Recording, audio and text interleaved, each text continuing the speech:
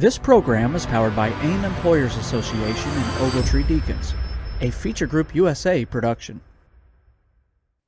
Hello, everybody. I'm Phil Brandt, President and CEO of the AIM Employers Association. A recent study by McKinsey found that employees who feel connected to the purpose are 5 times more engaged and 4 times more likely to stay. So here's the question. Are your people connected to your purpose or just your to-do list? And how much is that affecting performance? All that and more on This Week at Work. Welcome to This Week at Work, the only show to pack workplace news, practical HR solutions, and timely insights into every 30-minute episode. From the latest rulings in the courtroom to the strategies unfolding in the boardroom, and from real conversations taking place on the front lines to spotlighting what similar companies are doing about the challenges they face. This Week at Work brings you the conversations that matter most to HR professionals and business leaders like you.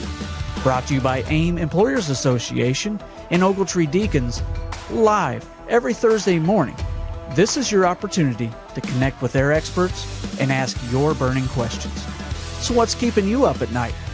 Let's face it together now on This Week at Work. All right, welcome back, everyone. Happy to be here. Burt, how are you doing this morning? Oh, I'm doing pretty good. I'm a little relieved today and pretty happy. Got a I've had my life consumed with a large case the last several years, and especially this year. And we got a decision yesterday, so pretty happy with the result of the case.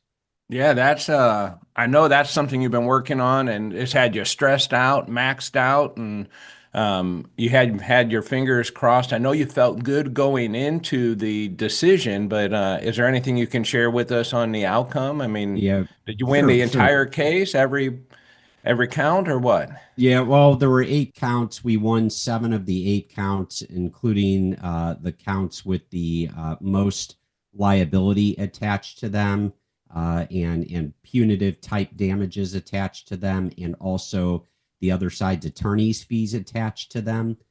So we won all of those counts, and on the one count we lost.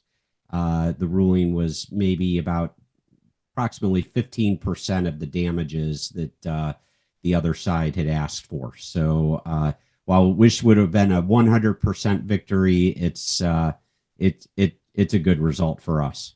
All right. Well done, Burt. Congratulations. That's why I'm glad you're on our side. Yes. I mean, we don't want to mess with Burt Garland, that's for sure. So well done, Burt. Thank you. I'm really proud of that work, and I know how important that was. Well, I don't know about the case and so forth, but I know it was an important case to you. Yeah. So you got to take a break, a vacation now? What's next? I'd like to. I don't know. Just we'll see what comes next. Yeah. Yeah. You know, we were having a little discussion before you joined the pre-show. I just happened to join, and our guest today, Tanya Zion, who's going to give us some insights into things that she's experiencing working with some of the employers centered really around communication. Good morning, Tanya. Good morning. Yeah, and Tanya and Nick were having a discussion about kids and going away to school, and I know that your kids have gone off and are at school, and mine are done with that phase of their life. But the new topic was helicopter parents, which is not a new topic, and how, even sometimes, and I know some of our listeners have had parents show up for job interviews with their children. Yep, we've talked about that on the program. Yeah. Right. Yeah. And exactly. And, what to do, what happens, and, a little bit of the oversight from the parents. And now the new trend is that parents are following their kids to their university town and moving into town with them while they're going to school. And I thought, well, that's really quite interesting. And it all stimulated from the conversation, and all this gets back to communication here in just a minute. It all stimulated from the conversation about schools and cell phones, like elementary school, high schools with cell phones, and the complaints that teachers have because as they will pass out and give out test results or scores to kids, the kids communicate to the parents communicate back to the teacher before the class hour is even over of why did my kid get a poor grade or a C or whatever the case might be. And the teacher hasn't even had time to get the next group of kids in. And it's just, really about protecting the time of the teacher and the distraction that creates as well. And really what that comes down to is lots of communication. And that's what we're going to talk about with Tanya today. So I'm looking forward to doing that. But Burt, are you first ready to do Lawyer on the Clock? I'm ready for Lawyer on the Clock, Phil. All right, Nick, let's pull that lever. Curious about a case that could wreck your workplace? Lucky for you, we have a lawyer on the clock. Phil, we've talked quite a bit on this show over the years about the economy and job market and those types of things because it's important to employers. It affects HR in everything we do. And, the economy has really, really slowed down. And U.S. companies this past October cut more jobs in any October in more than 2 decades. Now, we know that the federal government is shut down, so we're not getting data from the Bureau of Labor Statistics. This is according to an outplacement firm, Challenger Gray and Christmas. They said that companies announced 153,000 job cuts last month. That's almost triple the number during the same month last year. And they're attributing this really to technology and cuts in the technology and warehousing sectors.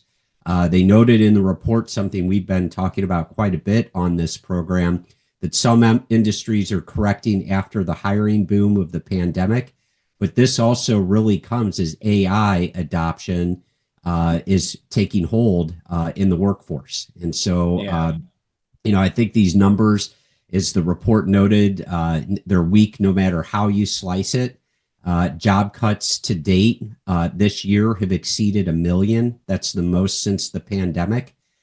So not great on the job market. Now, it's not all doom and gloom. Payrolls at U.S. companies actually increased by 42,000 in October. That was after 2 straight months of declines the prior months. But I just think it's really important that we recognize there is softening labor demand out there. And one of the other things that this report noted is that people who are being laid off, it's taking them longer to find replacement employment. And so things are a little odd in the economy. One thing that they noted, and I know you pointed this out when we were talking about AI in the context of all of the job cuts that Amazon has announced. And I think, Phil, you mentioned that, every time there's a technology switch, there's uncertainty into the industry. And you mentioned that when cell phones came out, there were job cuts. And this would be this October, these job losses this past October. It's the most for any October since 2003, when the advent of cell phones was disruptive in the workforce. And so just kind of an interesting observation by this company, Challenger Gray and Christmas. Now, in the pre-show, you were talking a little bit about some positive side of that news. Yeah. So again, just the positive side is that even with all the cuts, payrolls at U.S. companies increased by 42,000 jobs last month. So we're able to absorb the layoff and still increase by 42,000. Correct. But I mean, it is an alarming. I think it's an early warning signal. And you and I talk a lot about AI regularly on the show here, and we at AIM take AI extremely serious and recognize that it's not. What you're talking about is, I think, just the beginning. There is a tsunami of reductions in front of us as AI starts to be implemented.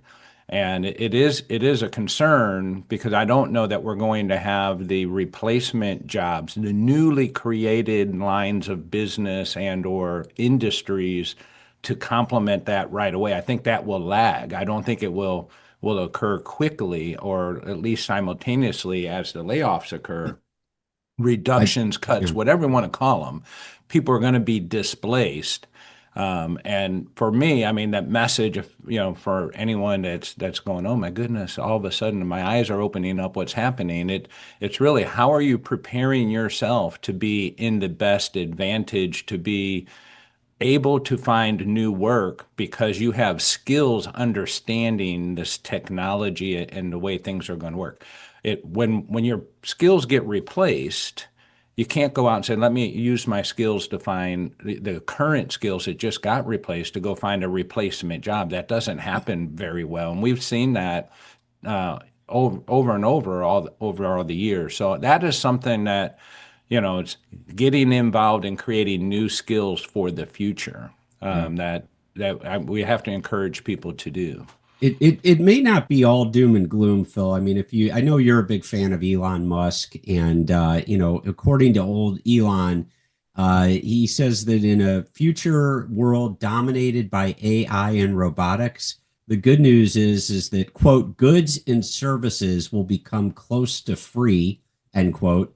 There's going to be an abundance where, quote, no shortage of goods or services exist. Yeah, there'll be an abundance of wealth in many ways. He talks about it. And that's what he's saying, is that he predicts that a universal income will be instituted at some point because there's going to be no shortage of goods or services. Yeah, I know that is, I've heard him say that for the last few years, and I don't understand that. I don't know where you even get money if you're not working to buy things that are close to free, right? I mean, you have no money, and close to free is still cost. Universal income. Yep. But I will say that he's a smart dude, right? Yes. And I think he has the ability to see things differently than I do, or the average Joe. So I hope he is right in that case, and I hope all will end up okay. But between now and then, let's make sure that we're understanding what's happening and positioning ourselves to do more. Yeah, his vision of the future is much better than a Terminator vision of the future. Yeah. So I can get behind his much more than a Terminator vision. Yeah, he does warn about the Terminator potential as well. But what he doesn't say is that you have to go to Mars to live that life. Yeah. Speaking of technology, Phil, and Terminators, have you ordered your Neo yet? We talked about Neo last week. I have to check. I have to check with Brian to see if we've ordered Neo yet. Did you get board approval for that? No, I did not. No, that's within my spending authority. Nice. I like it. I can't wait to meet Neo. Everyone will get a chance to meet Neo. For those who didn't attend last week, go look up Neo. Yep, we're gonna have our own little Neo here. Well, all right, Burt, what else do you have? All right, another important decision I wanted to talk about is the Sixth Circuit Court of Appeals just yesterday ruled that the National Labor Relations Board cannot order employers who commit unfair labor practices to pay for all direct or foreseeable financial injuries stemming from a potential illegal firing of an employee. These are known as Thrive remedies. This was something that the Biden National Labor Relations Board tried to implement. In this ruling, the Sixth Circuit now joins the Third and Fifth Circuits, rejecting these Thrive remedies. This was under the board's 2022 ruling in Thrive, Inc. The Ninth Circuit is the only court of appeals to uphold Thrive remedies.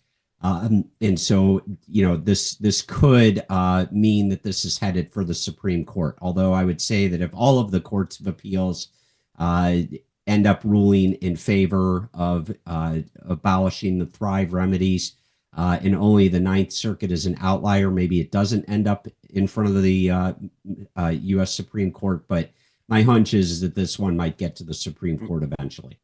Well, we'll have to keep our eye on that one and track. And Bert, I'm watching the chat line, and listener Matt is saying, "Hey, 87.5% is not bad. Just don't send your mom that score so she doesn't call the judge, okay?" Tell them thank you very much. I'm again relieved. Couple lighter Okay. ones for you, Phil. A little bit lighter, depending on who you are. I want to make everyone aware that Starbucks Workers United, they represent about employees at about 550 of Starbucks, roughly 10,000 company-run U.S. stores, said that their members have voted to give union leadership the ability to call for a strike at any time if their demands are not met. And so that means that the Starbucks Workers United Union at this point is likely gearing up for a strike to launch in more than 25 cities on November 13th. This is an important day for Starbucks because that's the day they release their popular holiday-themed red cups. And that's been a previous union target, and the labor actions could possibly expand if there's not progress toward finalizing a contract with the employees and resolving certain legal disputes. And so if you're in one of those cities, I'm not sure which ones they are, but these 550 stores, you may have trouble getting your holiday-themed red cup on November 13th if this strike goes forward. Yeah, that's I guess that will be interesting. And so when they walk out, that might be called a wildcat, or is that not called a wildcat since there is no contract yet? Yeah, no, not a wildcat, no contract yet, and they've also announced their intention to do the strike. Okay, so because it's announced with warning, yeah? Yeah. Okay. Last one for you, Phil, and I just wanted to bring this up. This one's definitely on the lighter side for most people, I would guess, or maybe not. But I didn't realize I had some cash in my pocket, which is unusual. Rarely do I carry cash these days, and I had a larger bill that I needed to break in order to get some smaller bills. And so I was in a store and I actually paid for cash, which I can't paid with cash. I don't even remember the last time I did that. And the store that I was in rounded up the change that I was getting back. They rounded it to the nearest nickel. And so I asked, I said, I haven't seen that before. What's going on? And they said, yeah, that, the stores adopted a policy of rounding to the nearest nickel, and we're no longer dispensing pennies based on the government. And so I haven't experienced this yet. Yeah, I had not either. So of course that caused me to go back and do a little bit of research on this. And so did you make money on that deal then? I actually they rounded up the charge. If they're rounding so up, you're making money. I lost money. They rounded up the charge, so I got less change back. Oh yeah, no, I don't. That just doesn't even seem like that should be legal. Well, the U.S. government is expected. What I learned is that the U.S. government is expected to stop producing new pennies for circulation by early 2026.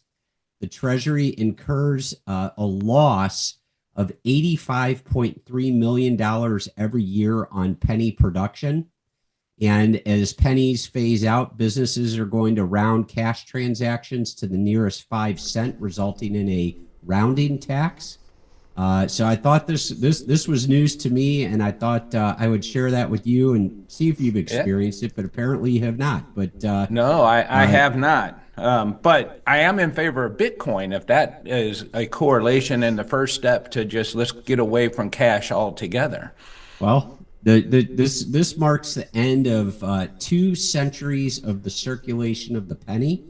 In May, the U.S. Treasury Department placed its final order for penny blanks, which are the flat metal discs, obviously, that the mint transforms into the coins.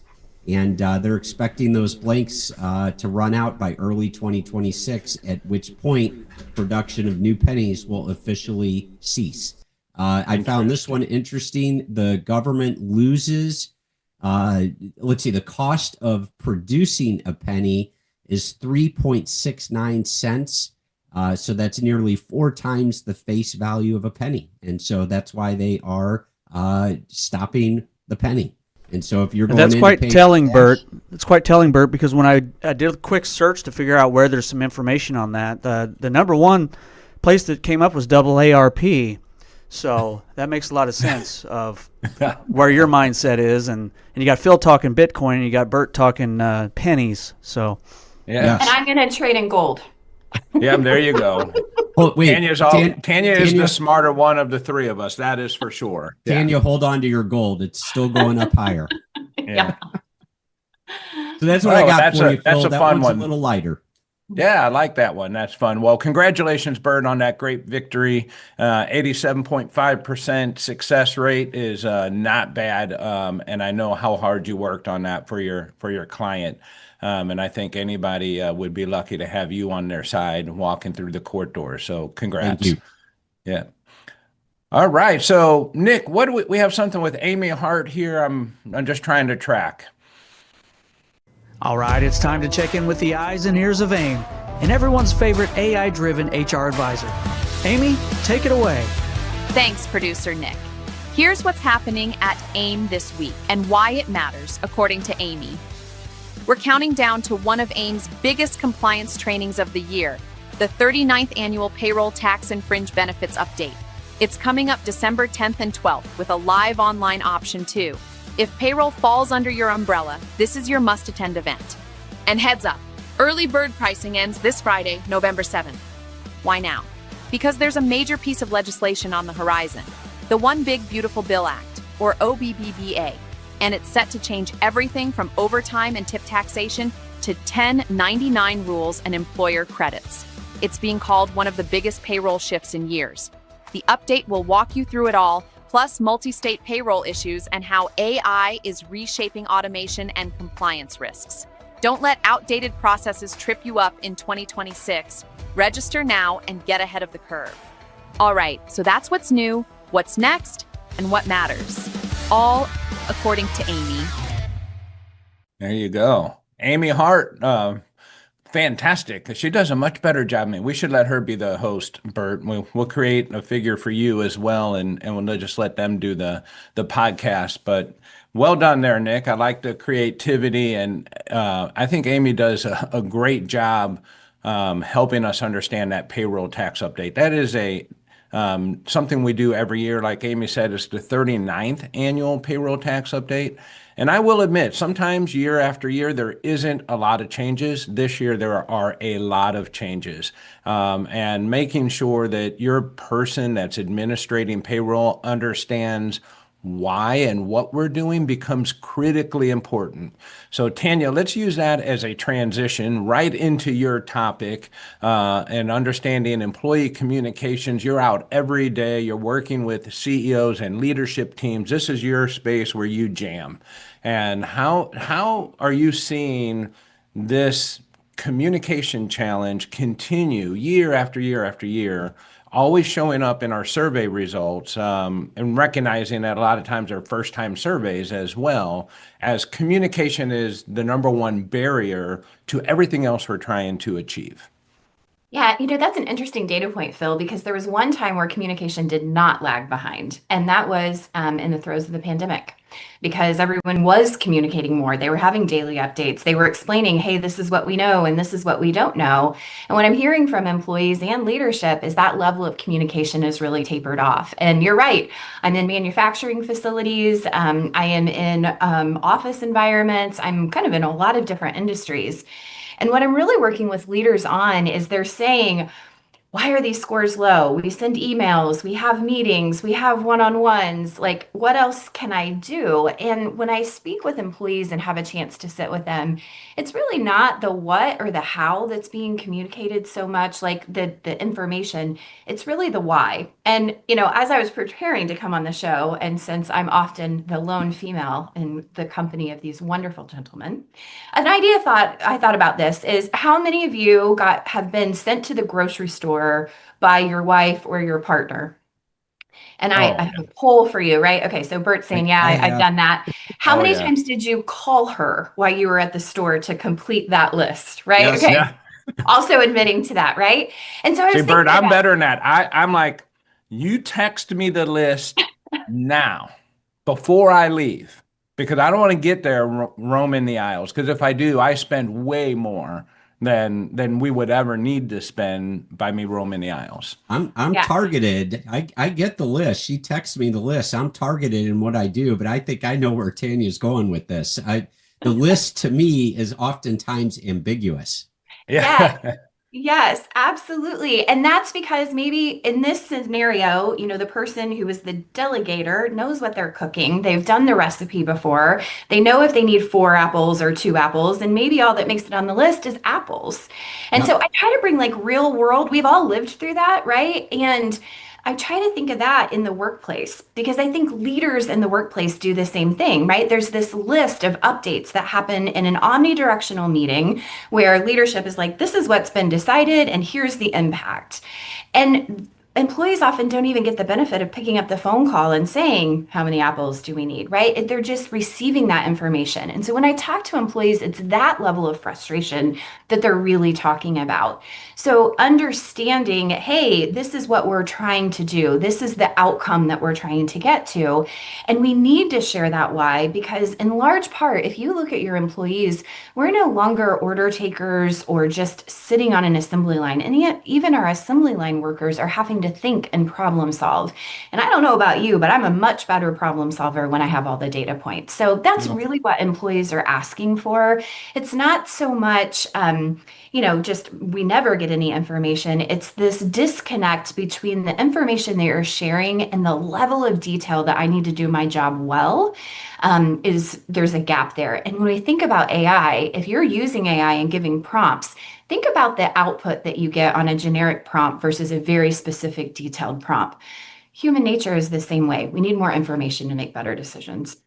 Yeah, When Tanya, I'm I looking know for what you're apples, I know what you're saying there. It's not just how many apples. It's like, all right, how much ground beef did you want me to get? Or do you want me to get the large ketchup or the small ketchup? It's like it's those things. I need detail. Bert, Absolutely. there's green apples, there's red apples, There there's you apples go. that are kind of red, that are kind of, spiral colored with, I mean, what's an apple? I'm like, don't you got to give me more than an apple. Exactly. Right. And I love that you guys are leaning into this analogy because this is how I think employees feel. And I think it's the frustration that leadership feels where they're like, no, no, no, we communicated the change. I see this a lot, even in a supply chain, right? We decide at a leadership level, as we should, to reduce cost and figure out what that is. And then when it gets down to the people actually handling the material, it takes them an hour longer because nobody knew that that inferior supply was going to have that impact on production. And what we don't have in our organizations are that bi-directional communication for an employee to raise their hand and say, hey, I understand we were trying to cut costs, but I think if you really look at total inputs, we're now actually spending more money. And that's the challenge to everyone today is just to look at this. And when we think about communication, it's really easy to just brush that off and go, we do communicate. They don't open their emails. They don't listen.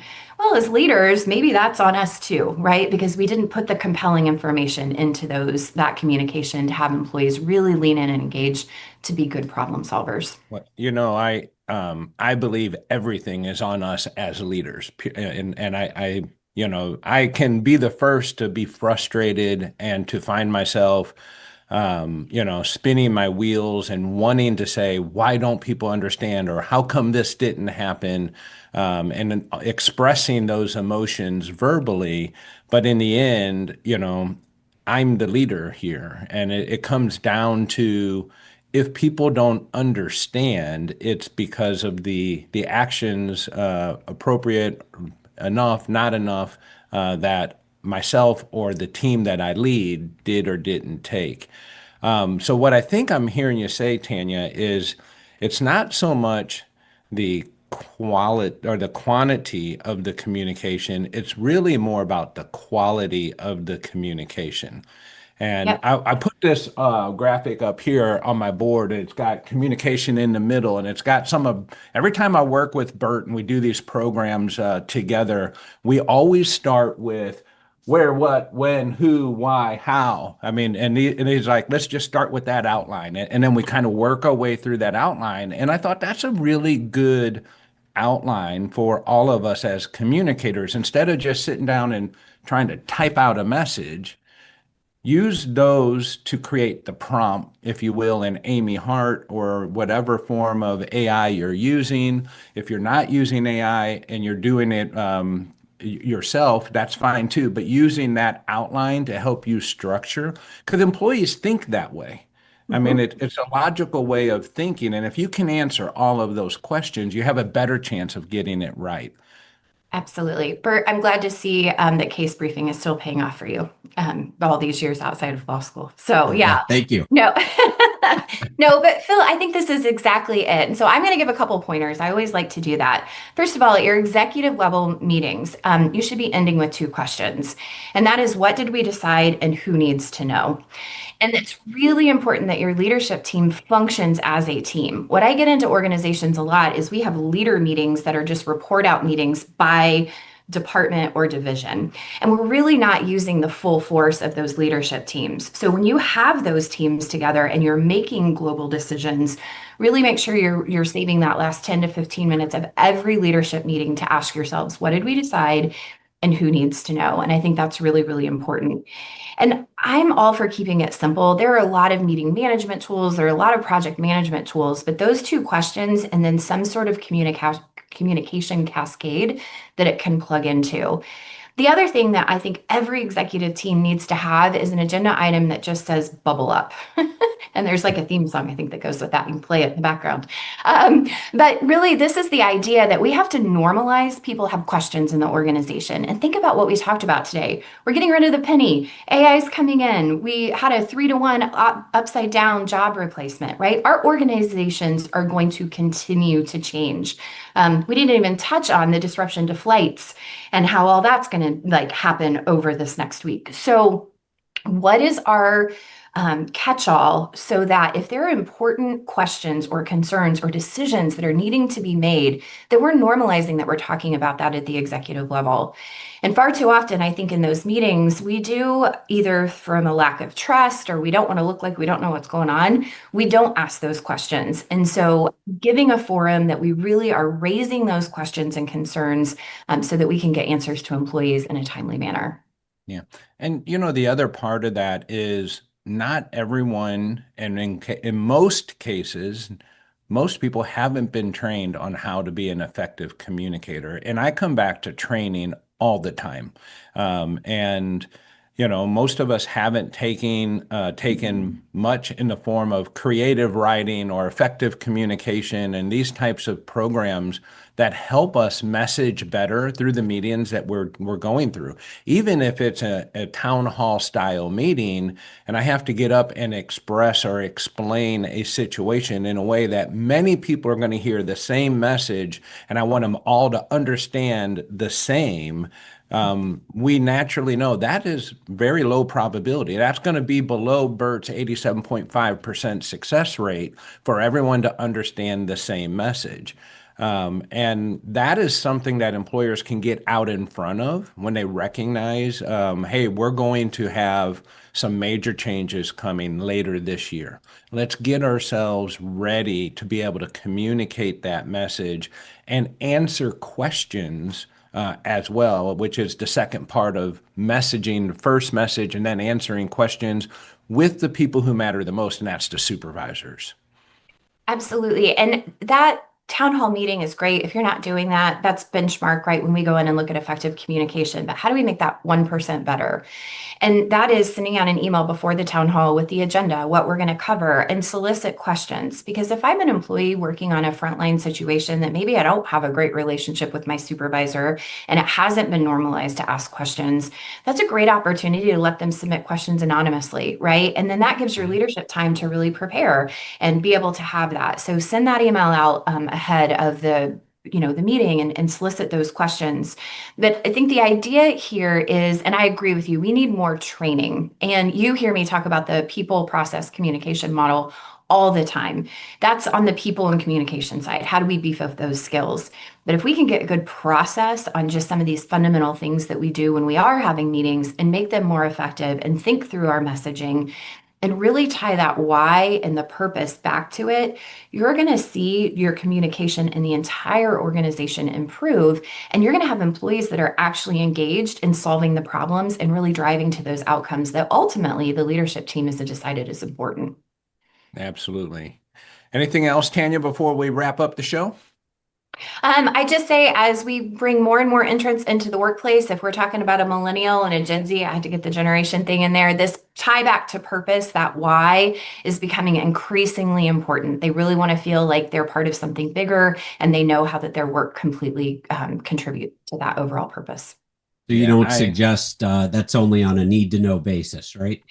No, and I think that's, well, you can't end on that, because I do hear that a lot. And Yes. so often I get pushback from leaders is like, well, they don't need to know the financials. I can tell you, I've never sat with an employee group that wanted to know financials or anything in that need to know. What they want to know is my job safe? And how can I use my time and talents to effectively be a good member of this team? Yeah, no, I agree. I mean, they want to know that the company is healthy. Exactly. But I don't know that they're saying how much is the owner making or how much is shareholder. I mean, it's more about, am I doing a good job, and how is that going to impact me one way or another, whatever the message is, because I'm trying to live my life, right? I don't mind coming to work every day, but I want to be involved in understanding where we're at and what's happening in that. And just to give a quick shout out here, we have listener Lauren on LinkedIn here, Burt, just as we wrap up. She's saying maybe we should save those pennies because they'll be worth something one day. Probably not in my lifetime, but someday I'm sure it'll be, hey, remember, what do you know about what this is? And someone's holding a penny and I don't know, what is that? Well, that used to be money that we used. All right. Let's see. Dave Forsey's also jumping in, the 5 whys and how. Agree with you, Dave. That is a good message from Dave, and I know Dave and his team does a great job communicating over there as well. So with that, I just do want to communicate one more time in case someone didn't hear it. This payroll tax update is an important update this year. This is not the normal. We're not getting ready to go into a standard year of payroll. And it's a good program. It's available online if you're not able to attend in person. We're expecting record numbers for this program in attendance, and you should sign up right away. Get your payroll person to sign up. Let them help you, train them. It gets right in line with what we're talking about, helping people prepare to do the job and understanding the why behind what we're going to ask them to do. All right, Burt, congratulations one last time. Tanya, as always, it's great to have you on the program. I'm so proud of all the work that you do with our members because it makes a huge difference, and I know they love working with you, so thank you for going out and doing that grind every day, making good things happen. And we will be back here next week at 7:30 Central Time. Until then, go out and be good to somebody. Thank you once again for tuning in to This Week at Work. If you enjoy the show, please like it, share it, and make sure it's on your calendar every week. Ask your burning questions anytime and let us know what topics you'd like us to cover.